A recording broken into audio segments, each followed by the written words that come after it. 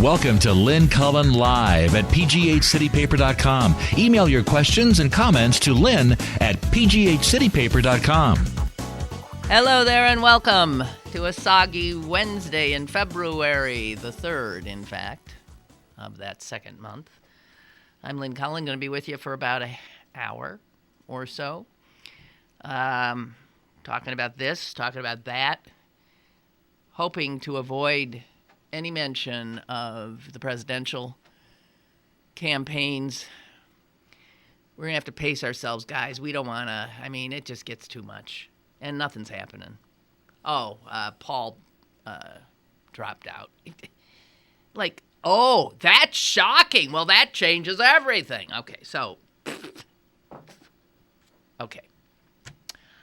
I got an email from one of you the other day, which told me something I did not know and which I want to pass on to you. And it's troubling. Nobody likes their pockets getting picked, right? Well, this email told me my pocket had been picked, and I didn't know it. And that my pocket was going to be picked again and again and again. Let me share the email, at least part of it. Lynn, did you get the Insider's Guide magazine with your Sunday paper? Yes, here it is. Those who subscribe to the Post-Gazette got this. I was surprised when it dropped out. It's shiny. It's on real nice paper. It's a good-looking little magazine. What's in it? I don't know. The best city and suburban neighborhoods to call home. Ugh. Gene Collier guides you around the bases of special sports sites. Melissa McCart helps you match a restaurant to your specific hungers. Barbara Vancherry takes you on the sets of movies filmed here. I got to tell you what this is. This is the Post-Gazette trying to be Shady Avenue. Do you know what Shady Avenue is? That's a glossy magazine as well. These glossies sell because they are soft news. There's never anything of any controversy in these kinds of publications. There are pretty pictures, easy reading, and lots of advertising. These are put together because advertisers love them. Give me a nice big gloss. So that's what's behind this. If you wondered, what the hell is this? I thought it was nice. It was okay. I also thought it was it's like, there's no nutrition in it. Let's put it that way. There was nothing in here.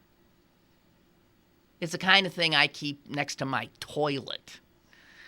Something I can read in 10 seconds, 20 seconds, and then put back down with a nice cover. Yes.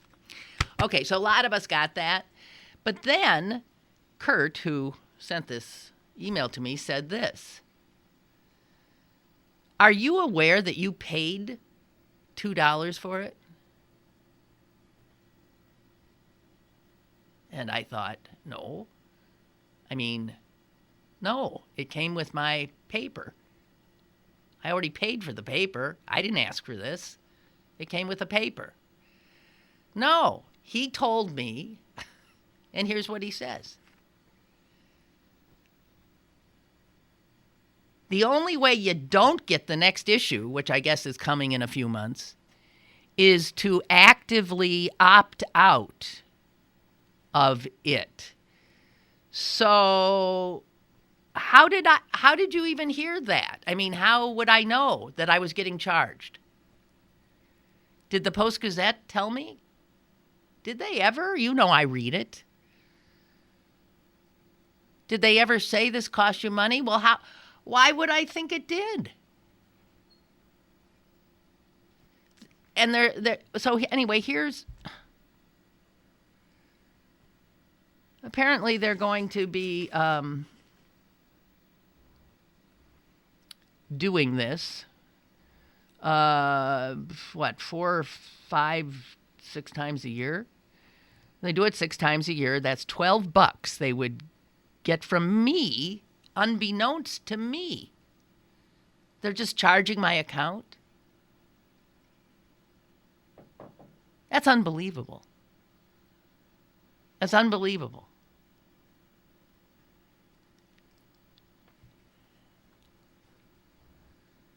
And what's fascinating about it is when you try to opt out, it's very difficult to do so.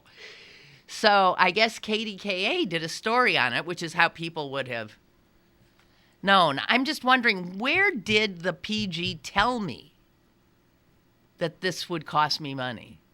Because I really missed that. Huh? Do you know? Celine? I think you had to opt. I know, but how do you know to opt out? I get the magazine on a Sunday. I say, oh, how unexpected and how whatever. I wouldn't pay $2 for this. And I'll tell you, the cover price here is $3.95. So I suppose the PG would tell me, hey, babe, you got a bargain. You got this for half price.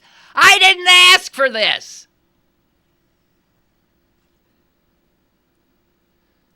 Now, granted, $2 ain't going to break my bank.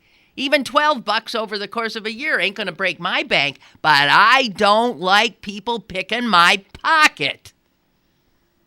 Unbeknownst to me. I didn't order this.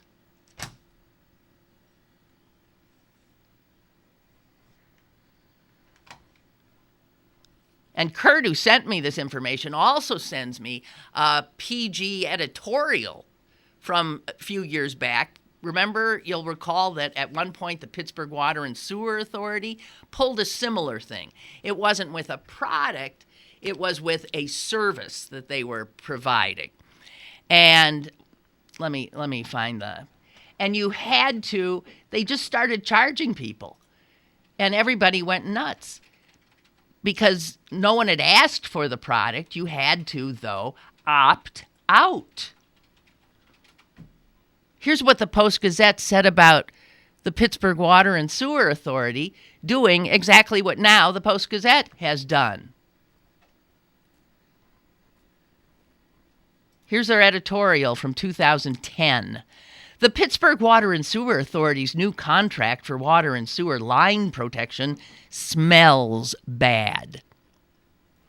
A new $5 monthly charge is being tacked onto bills for water and sewer lineup protection, but customers were never asked to sign up for it. Instead, those who don't want it must fill out a form and submit it to opt out. It's exactly the same kind of thing. You didn't ask for it. When you saw that extra $5 and you went nuts, you were told, oh, I'm sorry, we're just charging everybody. If you don't want it, you have to opt out. That is bullshit, excuse me. The Post-Gazette said in 2010, that is not right. Customers typically cannot be charged for a service unless they decide to buy it.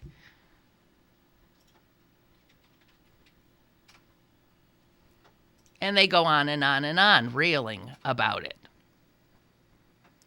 As it stands, the PG says about someone else doing what they've just done, this backdoor method of charging now and asking permission later takes advantage of people who don't read the fine print. I'm asking, where the hell was that fine print? I never saw it. It isn't in this magazine, is it? I don't think.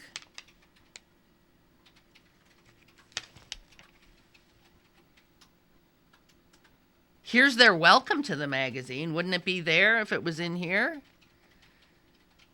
Pittsburgh has many charms, but she doesn't give them all up easily. Blah, blah, blah, blah, blah, blah, blah, blah, blah. In that spirit, we present this Pittsburgh Insider's Guide.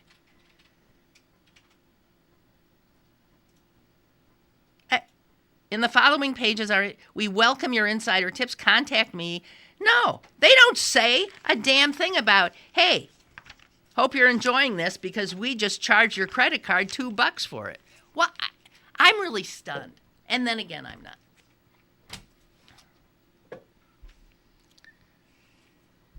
not. So KDKA does this piece on this. Maybe you guys know this. See, I don't watch local news. So if this is an older story, it can't be that old. The paper this thing came on Sunday, and it's Wednesday. But here is one unhappy PG subscriber. It's been about an hour of my time trying to opt out of something that I didn't order in the first place. He tried the phone number that the Post-Gazette said you could call to opt out, and he said nobody answered the phone.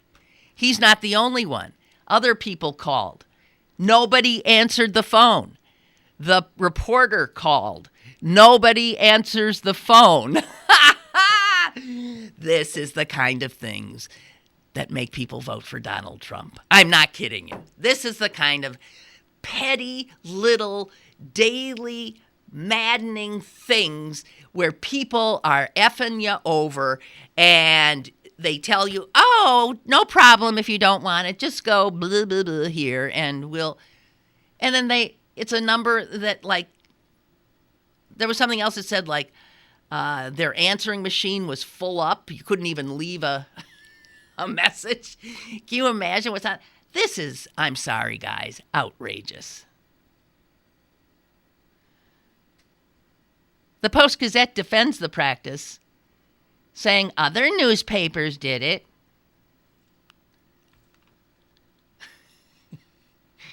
We don't let kids get away with that, right? If other papers jumped off the roof, would you?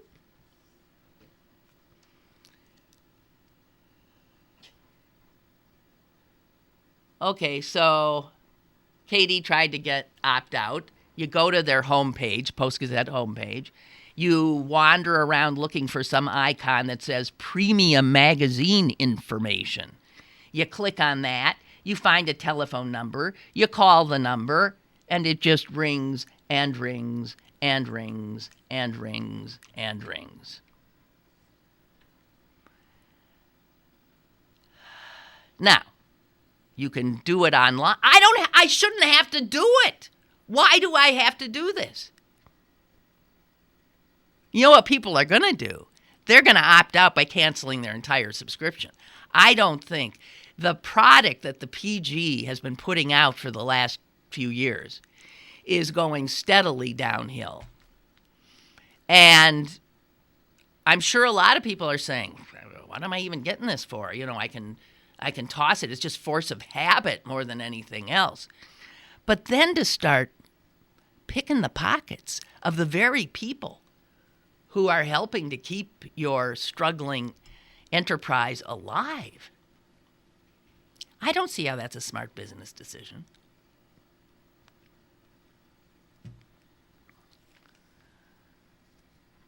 The Post-Gazette says if you've got the Pittsburgh Insider's Guide, like I do, and if you don't want it, you just have to contact them for a full refund.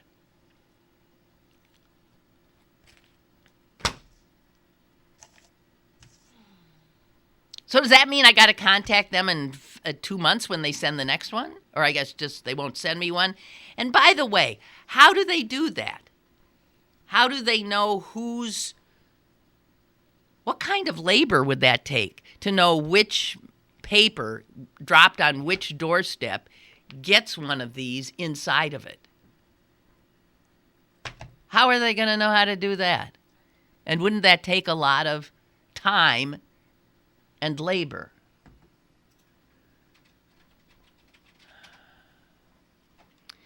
To opt out or cancel in any additional magazines, you have to then, it says here on Katie's site, you send an email with your name, address, and telephone to audiencehelp@postgazette.com. You can opt out online at, I'm not even going to, postgazette.com/Pittsburgh magazines opt out. Okay, so go online, you can get it done. You can't do it by a telephone. They don't have anyone answer. They got maybe one absolutely haggard, now bouncing off a padded room in UPMC woman who was sitting at a desk and told, we've set up this line for, and you can't, there's no way. I'm really... and the more I thought about it, just the sadder I got. I mean, I'm angry at first, but as I said, ain't gonna break my bank. But it's sad because it shows the desperation. It shows they need money. They're throwing people out the windows. They abandoned their old building that they've been in forever. They're now over near the football stadium, near Heinz Field, in like what looks like, you would... It doesn't look like a newsroom. It's like an insurance company office. Everybody who's in there is like freaked out. It's sad. Change is difficult, and we are going through an extremely difficult change. These print newspapers probably ain't going to make it. But come on. PG. Not a nice thing to do. Not a nice thing to do to people. Oh, Kurt's going to tell me where the opt-out warning is. The PG did run these ads for the new magazine that contained the opt-out advice. I never noticed them. Kurt said, I never noticed them. I don't look at you mean I have to now ferret through newspapers, making sure that there's not something coming my way? I mean, maybe I sort of saw it out of the corner of my eye. Pittsburgh Insider's Guide coming Sunday. And I might have thought, oh, nice. And in fact, here is one of those ads he sends. I didn't see it because it's not my nature to read the ads. Pittsburgh Post-Gazette home delivery subscribers will receive up to 6 premium magazines throughout 2016. The first of these, which I have right here, will be delivered on January 31st. The Pittsburgh Insider's Guide is our act, blah, blah, blah, blah, blah, blah, blah, blah, blah, blah, blah, blah, blah. Blah, blah, blah, blah, blah, blah, blah, blah, blah, blah, blah, blah, blah, blah. Oh, here it is. For each premium magazine, your account balance will be charged an additional $1.99. This may result in shortening the length of your billing. What? For answers to frequently asked questions, like, please click here. If you do not wish to receive this product, please call us or contact us here. Okay.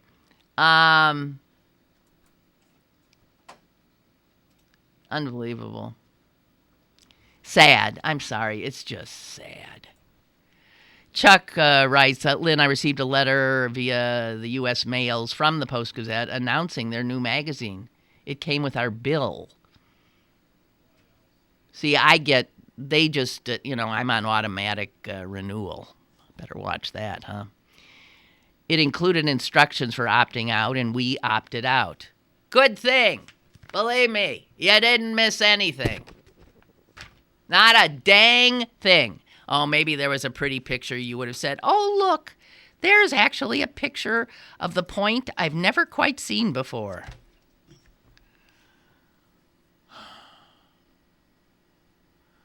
I think it's fine, says Chuck, to offer this magazine, but you should be required to opt in. Yes, if you want it, not opt out if you don't. And imagine how complicated this offering is made Sundays for the home delivery. That's what I'm saying. How the hell are they supposed to know which ones? That's ridiculous.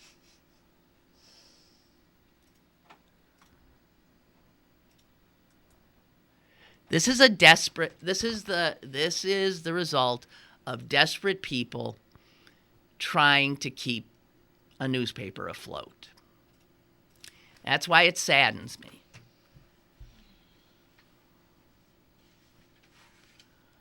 All right, Melanie writes, Lynn, your carrier was supposed to insert a small piece of paper with your weekday delivery last week telling you all about this and how to opt out. I opted out based on the principle of sneaky marketing. That's good, Melanie. Okay, I'm willing to. I have the most conscientious delivery guy in newspaper history. I am sure there was. I'm sure if there was supposed to be an insert, it was there. I get 500 million pounds of newsprint delivered to my house every week. Me going through a newspaper is not a leisurely process. So when I attacked Sunday's Post-Gazette, I immediately just grabbed that whole big insert with all the ads and the comics, and I toss it. Then I have certain sections that I pretty much go bap, bap, bap. Anything that is loose in there, I don't want...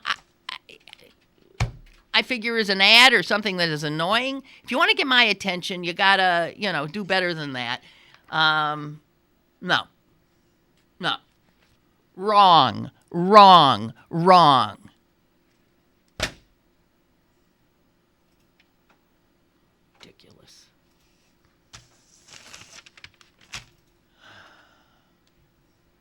I mean, and the funny thing is how they railed against Pittsburgh Water and Sewer for doing this kind of underhand, backdoor pocket picking, leaving you, who might have other things to do, right, to affirmatively take action to stop this gift, which you didn't ask for, what you thought was a gift that you've been charged for.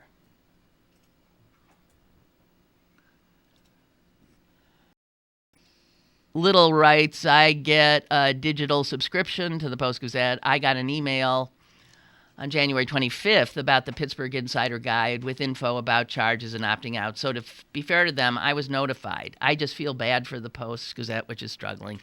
I would so miss them if they're gone. I didn't get a digital copy of the Insider by email, so I assume it applies to people who get a physical paper. I think, yes, because it's one of those, it's very glossy and you couldn't use this for toilet paper. Let's put it that way. It would hurt.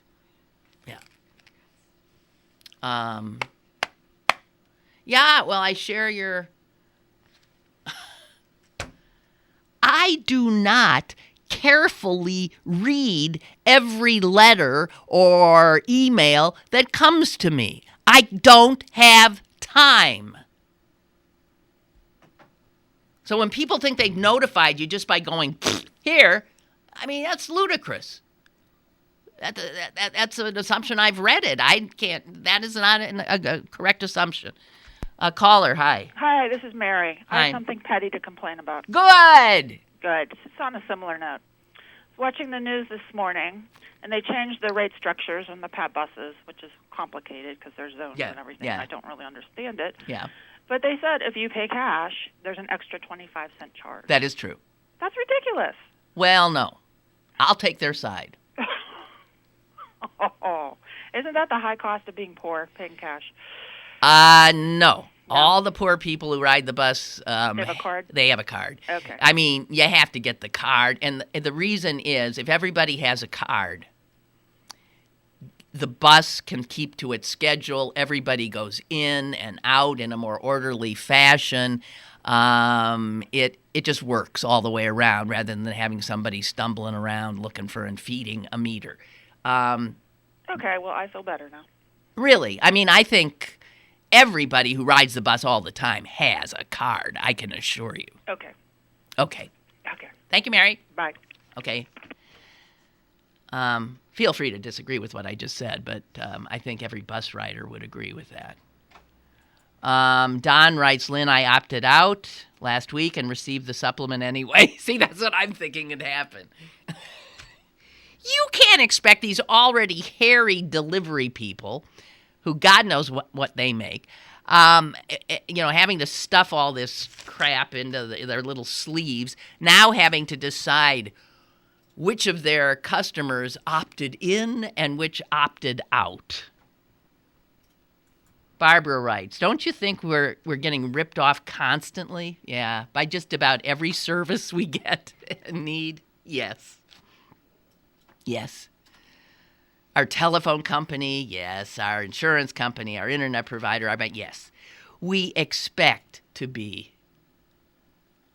Yeah. So Barbara wants to know, why am I wasting so much energy on this very minor ripoff compared to what we have come to accept as normal? Well, because I feel like I have a more personal relationship with this service and product.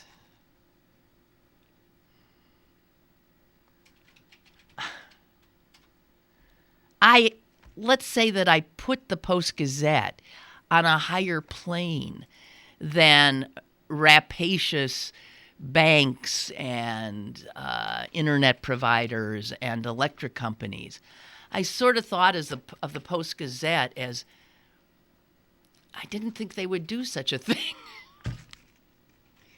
But Barbara, you're right. We're being tad left and again. It's why people are voting for Donald Trump. It's why people are voting for Bernie Sanders. We're mad as hell, and with good reason. And if the straw that breaks the camel's back seems like a petty little thing, it's just because this one we've been alerted to, and we feel betrayed in a way by an organization which we, I think, thought had a different relationship with. That's all I'm saying. Now, I know I must be sounding ludicrously naive, but that's my sense. Sue says, Lynn, good luck having them cancel the magazine subscription online. Oh, really? That should be a 1, 2, 3 process. I had to dig around, Sue writes, on their website to find it, even after the little blurb was in an email I got. It's not easy. And then they ignored me. What next? A certified letter? Is there anyone there who can read one anyway? This sort of thing is illegal in other businesses or marketplaces, so why not here? It won't make me hop to the Trib. I'll never give my money to Scaife, dead or alive. A longtime listener, sues. Yeah, I mean, I'm conflicted about beating up on the Post-Gazette because it's what we got here. I don't know. PG, stupid move, just stupid, unnecessary. Shot yourselves in the foot, I think. Chris writes, my husband called me last week at work and told me about an email that he got from the Post-Gazette addressed to me about this stupid magazine. See, you guys read your email more carefully than I do. I get so much that I go through subject and I put on edit, and then I go bang, bang, bang, bang, bang, bang, bang, bang, bang, bang, bang, bang, bang, bang, bang, bang, bang, delete. And you know what's left is like this much where there had been pages and pages, because I cannot look. I can't open, look, or anything. And something from the Post-Gazette I would have deleted, frankly. I would have.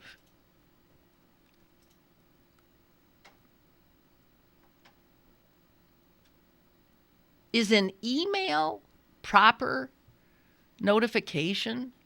It isn't for me. So anyway, Chris writes, I told him to act on my behalf and tell them, no, I don't want it. You had to reply by January 31st. What makes me furious is that my parents get the Post-Gazette delivered every day. See, that's the thing. It's mostly old people who still get it delivered to their doorstep. Young people generally don't. It's old farts. And old farts, this is not, many of them are not going to even have a computer, I guess, or they aren't going to know what to do. My parents are 84 years old and don't have a computer. Here we go. I know they have no clue that they're being charged for this.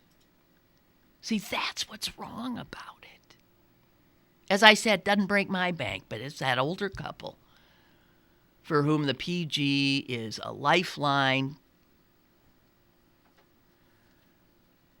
a wonderful habit, something to look forward to every day. And they're being ripped off. What are older people supposed to do to opt out of this? Call the phone number and just let it ring and ring? I wonder what they would have done. I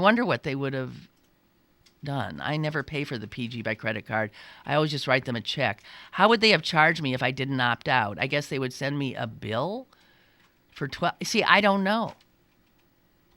How does that work? Maybe they could only get people like me who they have my credit card. Anyway, Chris doesn't like this. Shame on the Post-Gazette, she says. NP writes, this is disingenuous, unethical, and should be illegal if it is not already. What people don't know is you will not be billed separately for this. Instead, your paid subscription... Oh, I see how they're getting you who pay. Your paid subscription will be shortened to account for the cost of the magazine. So they're going to take $12, whatever $12 would have bought. Your subscription's going to end before you thought it would.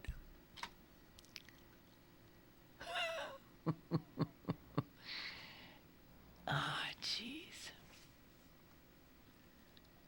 Okay.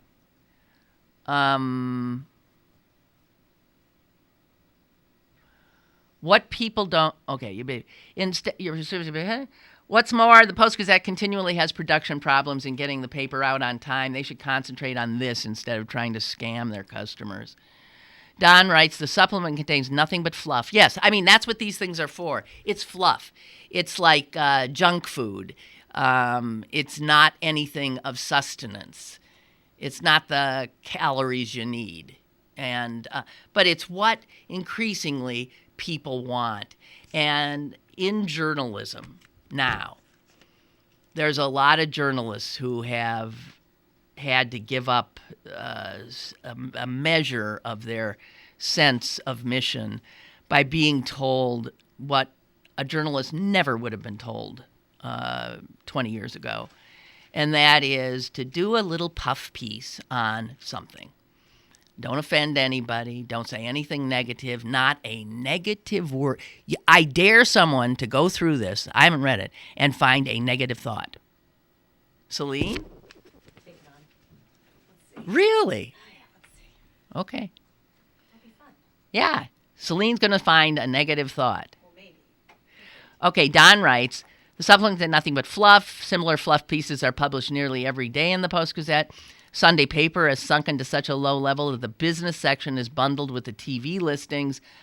Yeah, but they have a whole separate section called Power Source, which...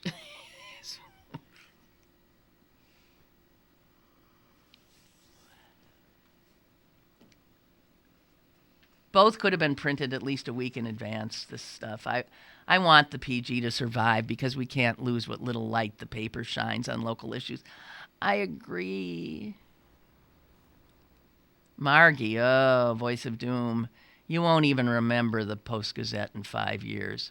Yes, we will. Lynn writes a little, what is funny is that KDK reported the story. The reporter was Andy Sheehan. KDK is partners with the Post-Gazette. Oh, yeah.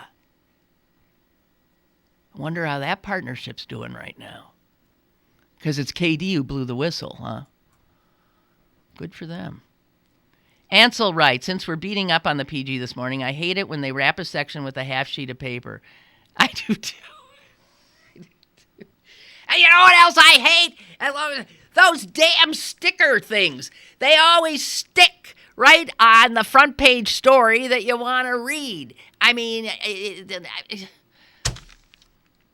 Ansel writes, I know I'm being petty, yeah, but I also know I'm not alone on that, yeah.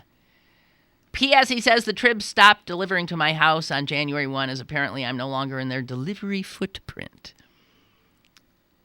I live in Allegheny County, he says, but the Post-Gazette is all I have now.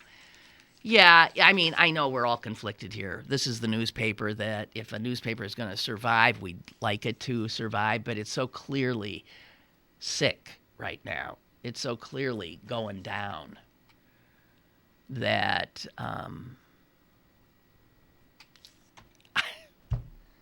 Okay, so we get off the PG? Wait. Oh, Celine's looking for a negative word. Come on. You found one on the first page? No, we're Oh, 12 pages in. 12 pages in, you think you found one? Well, it's a little weak. You bet it's a little a weak little because weak. there's no negativity allowed in these shiny little advertising supplements, essentially. What does it say? So this is a piece assessing several neighborhoods in the city. And they give a little description. And then they have a pro for each neighborhood, and then they have a con for each neighborhood. Oh, yeah, I do remember that. So you're So saying just by that's- having a con is a negative. But read the cons for each neighborhood. Con for... Deutschtown Here's the con for Deutschtown. needs a supermarket upgrade. Oh, okay. Well, needs a supermarket at all, to be Yeah, honest. right. Brookline. Where is Brookline? You want me to keep going? Yeah. Morningside, Stanton Heights, you need a car. Shady Side, it costs a king's ransom. Yes. Okay. But if you will continue, and because that was too easy. But these are puff pieces. One of you called them fluff. I call them puff. I think in the industry we call them puff. Puff pieces. Puff is fluff. And it's where the money is because advertisers love fluff. William writes, I need buses from time to time, not regularly and not always on the most predictable basis. So this is on the new... The machines are, after all, are supposed to accept cash. If everyone now hates cash, I assume Pat could just say cards only and leave no slots for cash. Well, but a visitor, a one-time person coming with me on the bus, that they have to still be able to take cash. But they wanted a disincentive for it because it's a much more orderly process. When you're outside on a freezing day and there's 20 people ahead of you trying to get on the bus, I know it's a little thing, but this is how changes get made. We do not want cash. We want people to have that card where they just go bang and take their seat. Bang, take the seat. Bang, take the seat. It is a better system.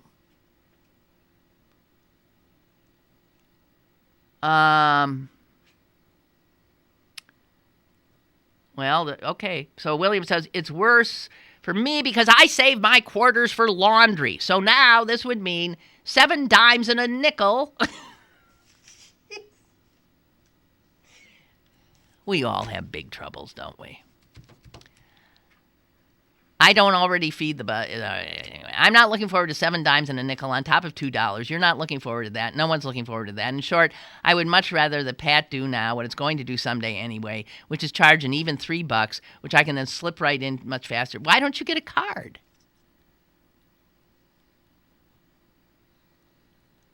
Why would you be sitting there worrying that you have the right change when you can get a card and just keep putting a little money on it at one of the machines? I don't get that, William.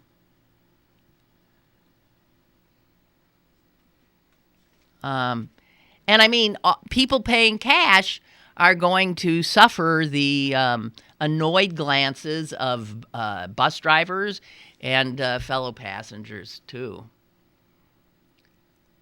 Chris says, I just had a thought about this Post-Gazette issue. Can you call Chris Potter and complain? Sure, I could, just to annoy him. Chris says, I'm just kidding. Another industry, writes Jen, that the digital age has destroyed. What are journalism, English, and advertising students going to do? Very, very sad. No wonder the kids are on heroin. Oh, jeez. You know what? This technology it is maddening. It's harder. I was thinking about how you apply for a job now. So it's all online. And you are reduced to a digitized piece of paper. your resume. That's the only way that's the first step. You send digitally your resume in. Now, if your resume is like my son's, it's pretty dang light because he's just getting a start. That ain't going to stand out. And I'm thinking, if it worked like it used to, if he could knock on the door and be shown in and interact for a minute with somebody, he would do very well because he's charming and delightful, but reduced to, these sort of lines of, a person's personality and sense, but you can't even get to that point. You can't get in the door anymore. No one wants to see anybody. Yeah. Joan writes. Oh, she sent me the opt-out. Okay, yeah, I saw it. Okay, I'm going to change the subject if some of you, Celine's still looking for, and never is heard a discouraging word. And da. Oh, what a beautiful city. Oh, what a nothing. That's the nature of what Celine holds in her hand. The guide. Never is heard a discouraging word. I know that's totally flat. I know I missed a note there where it sort of changes key. Okay, so here's another subject. So this O.J. Simpson drama started last night. And a Bernie Madoff ABC miniseries is starting tonight. And they're both getting lots of play. Great actors in both. Do you guys have any desire to relive that? I mean, especially OJ. You can't top the reality that was it. We got a call. Hang on. Hello, caller. Yes, Clarence from Kansas. Where the hell were you yesterday? I was working. Well, that's no excuse. I quite literally did not turn on my computer yesterday so I can get stuff done. Do you know that I was asking for you? No. Well, my sister was on, and somehow it came up. How did that come up? The Jews were always late. Who said that? I said, I could have fun with that. I know, but I said, Jews? Wait a minute. Wait a second. I thought it was blacks. And I said, calling today. That's how late. That's how late you are. And I know. I think I alluded to that. But I couldn't remember what you called it, and then someone else wrote it was colored people time. Yeah, CP time. So, but isn't that interesting? So somebody suggests that Jews are late, and then it's also suggested that blacks are late. Why is it always blacks and Jews get tarred with whatever it is? I don't know. Do you know what my sister said about Jews and being late? She said, "Well, after all, time is money." I was getting ready to say, well, for goodness sake, they wandered through the desert for 40 years. Yeah.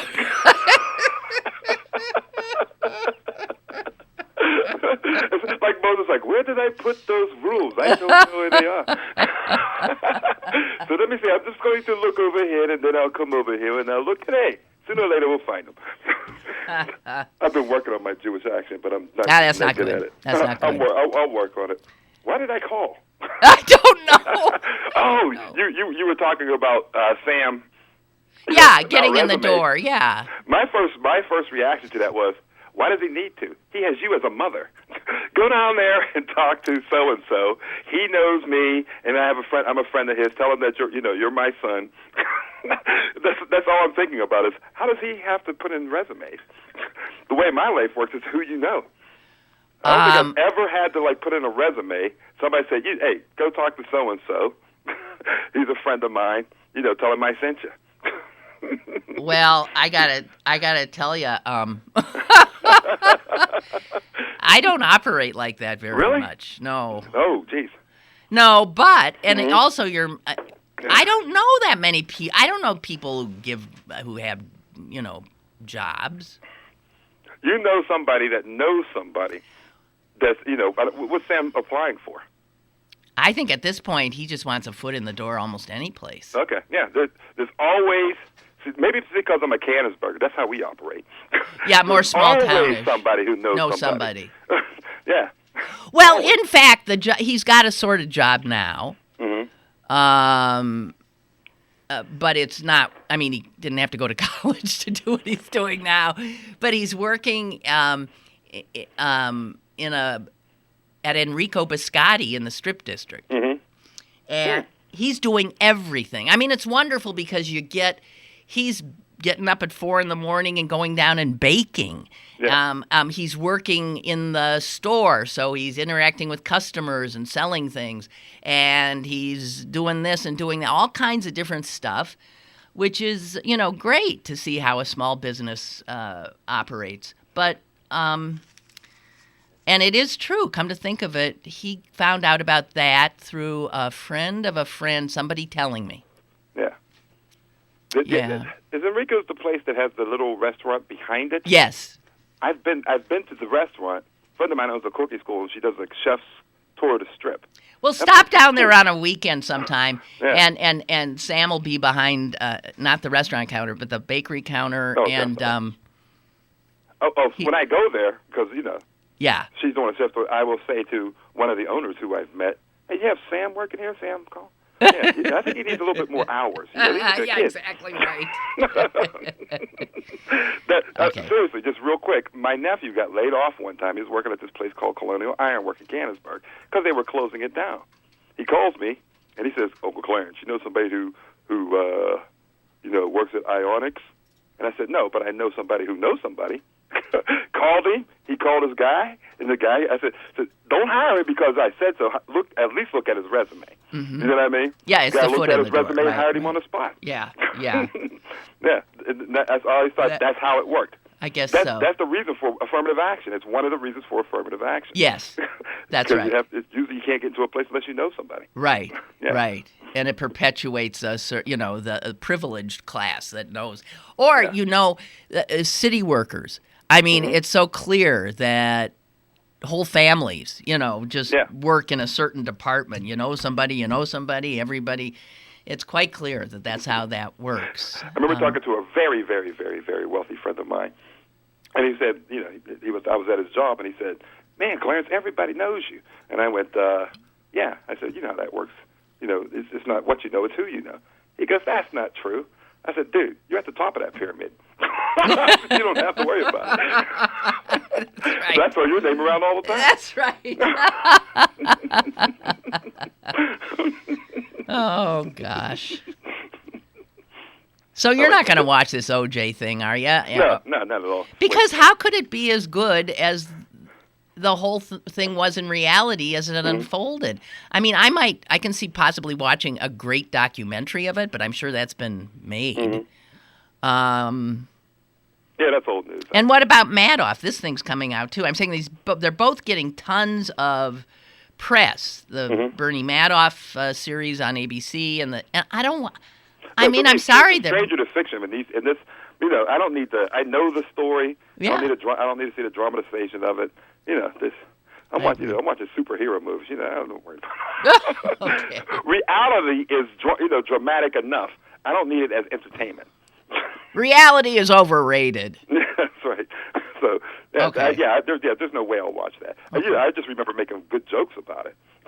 Yeah, that was something. Oh, yeah. I mean, can you imagine? I mean, we lived through that, all of us together. Boy, for a talk radio host, that was a So gift. You don't remember you didn't get it as I said it. I said, "Why are they blaming the Jews for killing this woman?" Every time I told them, the Jews and the Jews, and I was saying the Jews and the Jews simultaneously.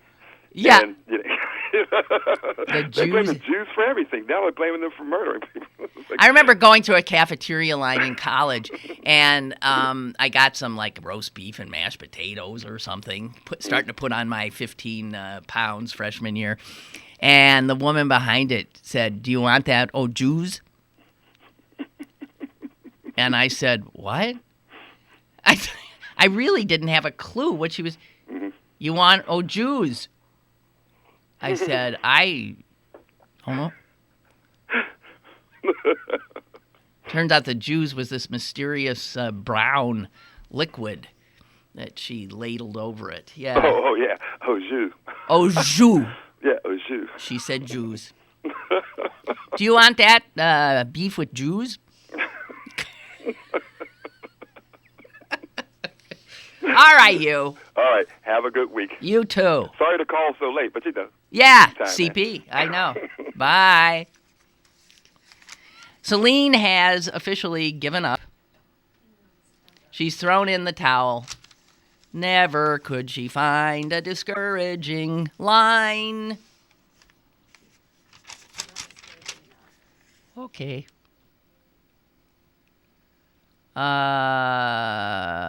Tony says, I lived through, should I say, suffered through the OJ drama years ago. I have no intention or desire to watch it. Madoff, on the other hand, is something I might watch, but won't be sorry if I don't. I'm not watching any of it. Oh. All right, what we got?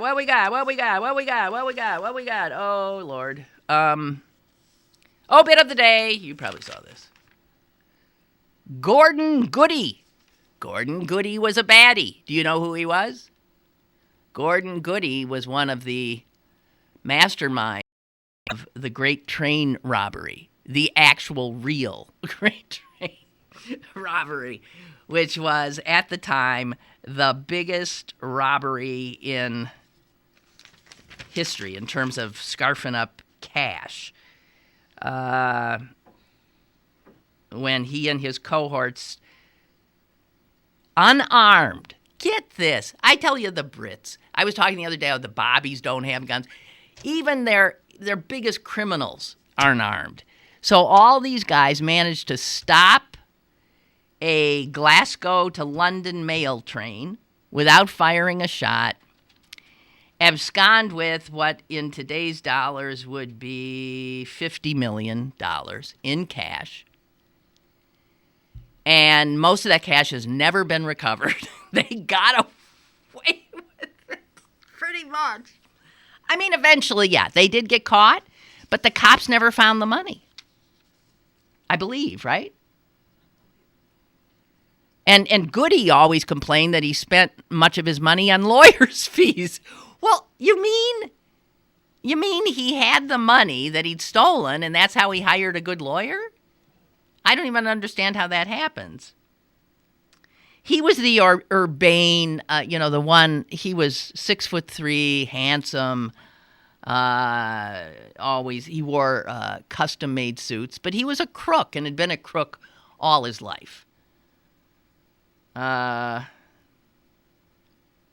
He was sentenced to 30 years. He served 12, gets out and disappears. Nobody hears from him for about 3 decades, and then he surfaces not too long ago as the owner, it makes me think of Casablanca, of the owner of the much-loved owner of a bar in Spain, in Andalusia. Anyway, he's died. He was he was 85. He had a beachfront bar. 15-man gang staged the robbery unarmed. This happened in 1963. And he, in fact, wrote a book called How to Rob a Train. Gordon Goody.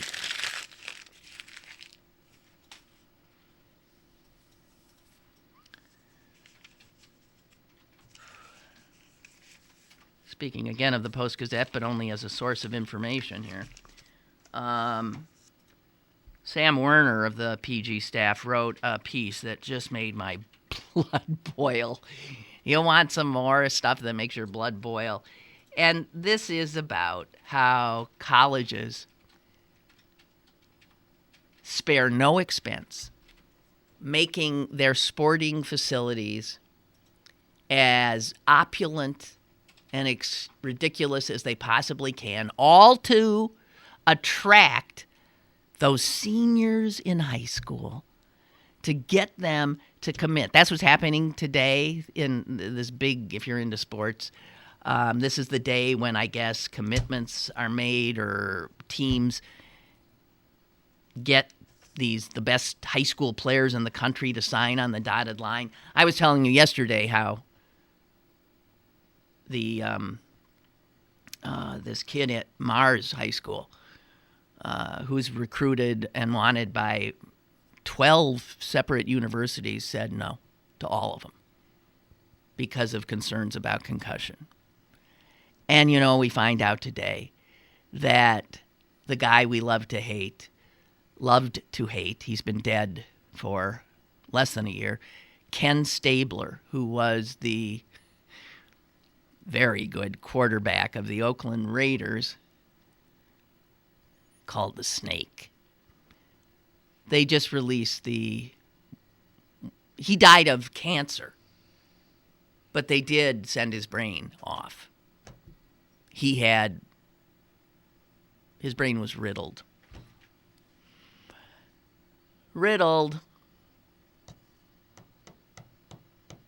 So, anyway, to attract these high school kids, they will do anything and spend any amount of money.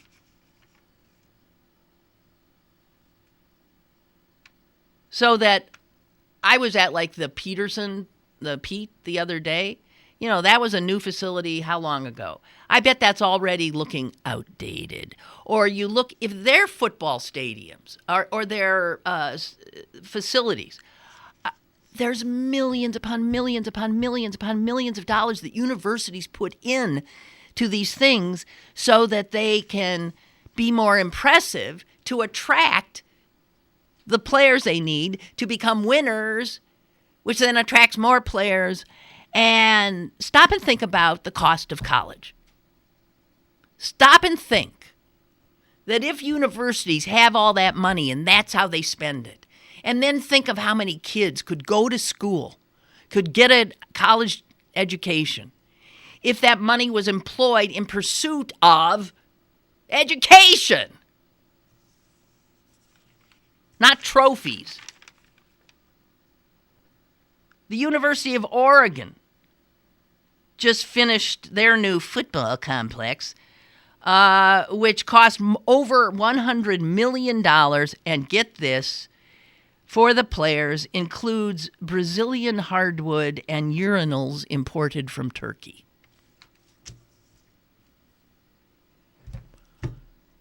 Oh, here's another one. University of Alabama, they put, get this, a waterfall in their weight room.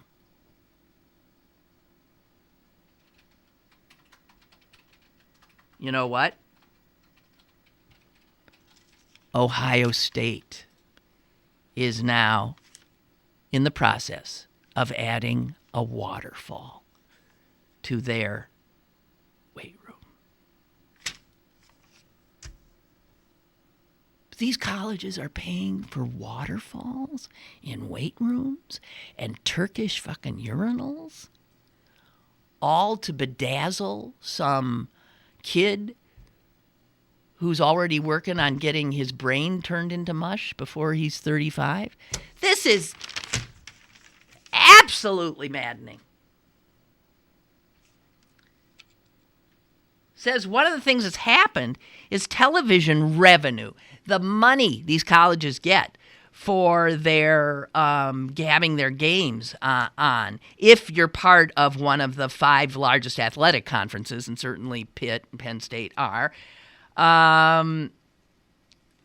these athletic departments are getting more and more and more money in, even as the students at that university go into lifelong, debilitating debt to get a college education, while the football players are peeing into Turkish urinals. All right, that's it for me. I've worked myself up into a total lather. Thank you all so much. I'll be back tomorrow. We'll do it again.